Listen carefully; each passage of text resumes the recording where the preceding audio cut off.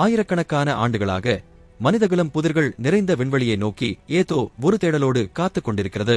Radio சிக்னல்கள், அதிநவீன தொலைநோக்கிகள் என பல தசாப்தங்களாக பிரபஞ்சத்தை நாம் அலசி ஆராய்ந்தும் அங்கே நீடிப்பது ஏதுமற்ற பெருமுனம் மட்டும்தான். வேற்றுக்கிரகவாசிகள் நம்மை தொடர்பு கொண்டதற்கோ அல்லது அவர்கள் பூமிக்கு வந்ததற்கோ இதுவரை எந்தவொரு ஆதாரமும் இல்லை. நவீன அறிவியல் உலகை உலுக்கிய ஒரு விசித்திரமான கோட்பாடு இதிலிருந்துதான் பிறந்தது.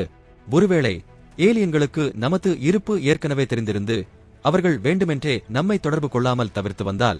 விண்வெளி மர்மங்கள் பகுதி 4 மிருகக் காட்சிச்சாலை கோட்பாடு. இக்கோட்பாடு நாம் வாழும் இந்த ஒட்டுமொத்த பூமியும் ஏலியன்களால் கண்காணிக்கப்படும் ஒரு பாதுகாக்கப்பட்ட வனவிலங்கு சரணாலயம் போன்றது என்று கூறுகிறது. மனிதர்கள் காட்டில் இருக்கும் விலங்குகளின் இயற்கையான வாழ்க்கையில் தலையிடாமல் அவற்றை எப்படி தூரத்திலிருந்து ரகசியமாக கண்காணிக்கிறார்களோ அதே போலத்தான் அதிநவீன நாகரிகங்கள் பூமியையும் கவனித்து வருகின்றன. மனித இனம் இன்னும் உளவியல் ரீதியாகவும் தொழில்நுட்ப ரீதியாகவும் முழுமையடையாத ஒரு ஆரம்பகட்ட சமூகம். அதனால் இப்போதே நமது பரிணாம வளர்ச்சியில் அவர்கள் தலையிட்டால் அது மனிதகுலத்தின் இயற்கையான போக்கையே சிதைத்துவிடும் என்று அவர்கள் நினைக்கலாம்.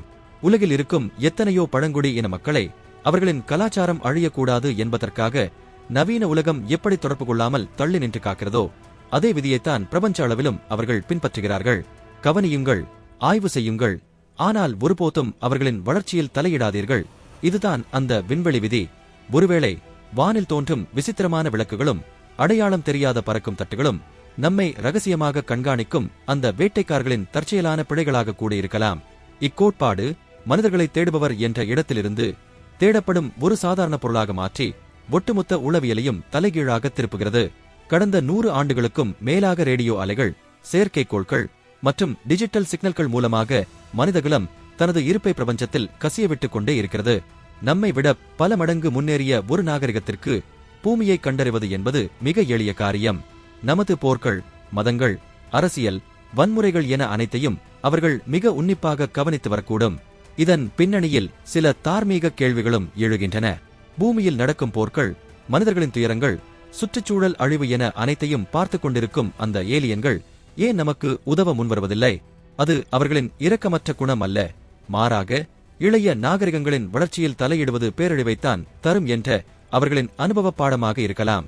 எனவே இந்த மௌனம் என்பது அவர்களின் குரூரத்தனம் அல்ல, அது நமக்கான பாதுகாப்பு. ஆனால் இதைவிடவும் பயமூட்டும் மற்றொரு சாத்தியக்கூறும் இதில் ஒளிந்திருக்கிறது. அவர்கள் நம்மை பாதுகாப்பதற்காக கண்காணிக்கவில்லை என்றால், ஒருவேளை மனித இனம் எதிர்காலத்தில் பிரபஞ்சத்திற்கே ஒரு அச்சுறுத்தலாக மாறுமா என்பதை கண்டறியும் ஒரு இறுதி தீர்ப்புக்கான கண்காணிப்பு அதுவென்றால், இதன் ஆகப்பெரிய பயமுறுத்தும் உண்மை என்னவென்றால், மனிதர்களால் இதை ஒருபோதும் கண்டறிய முடியாது என்பதுதான். நம்மை விட முன்னேறிய ஒரு நாகரிகத்தால் தங்களின் தொழில்நுட்பங்களை முற்றிலுமாக மறைத்துக் கொண்டு பூமியை ரகசியமாக கண்காணிக்க முடியும். அவர்களின் இந்த மறைமுக கண்காணிப்பு நமக்கு வெறும் மௌனமாக மட்டுமே காட்சியளிக்கும். நாம் இன்னும் நட்சத்திரங்களை அண்ணாந்து பார்த்து அங்கே யாராவது இருக்கிறார்களா என்று தேடிக்கொண்டிருக்கும் போதே கார்களின் ஏதோ ஒரு முனையிலிருந்து ஏதோ ஒரு பெரும் கூட்டம் நம்மை அமைதியாக வேடிக்கை பார்த்துக் கொண்டிருக்கலாம். ஆனால் வேற்றுக்கிரகவாசிகளின் இந்த தொடர்பு நவீன காலத்தில்தான் தொடங்கியதா, அல்லது ஆயிரக்கணக்கான ஆண்டுகளுக்கு முன்பே நமது முன்னோர்களின் காலத்திலேயே நடந்து முடிந்துவிட்டதா? ஏனெனில் அடுத்த பகுதியில் மனித வரலாற்றின் மிக விவாதத்திற்குரிய ஒரு கோட்பாட்டை நாம் ஆராயப் போகிறோம். பிரபஞ்சத்தின் விசித்திர மனிதர்கள் அன்றே பூமிக்கு வந்து நமது நாகரிகங்களை செதுக்கி நமது புராணங்களின் கடவுளர்களாக மாறினார்களா? இமாலய பிரமிடுகளும் விசித்திர குடைவுகளும் வானில் இருந்து இறங்கி வந்த மனிதர்களின் கதைகளும் வெறும் மனித கற்பனையா, அல்லது வரலாற்றின் உண்மையான ஆதாரங்களா? விண்வெளி மர்மங்கள் பகுதி 5 பண்டைய விண்வெளி வீரர் கோட்பாடு.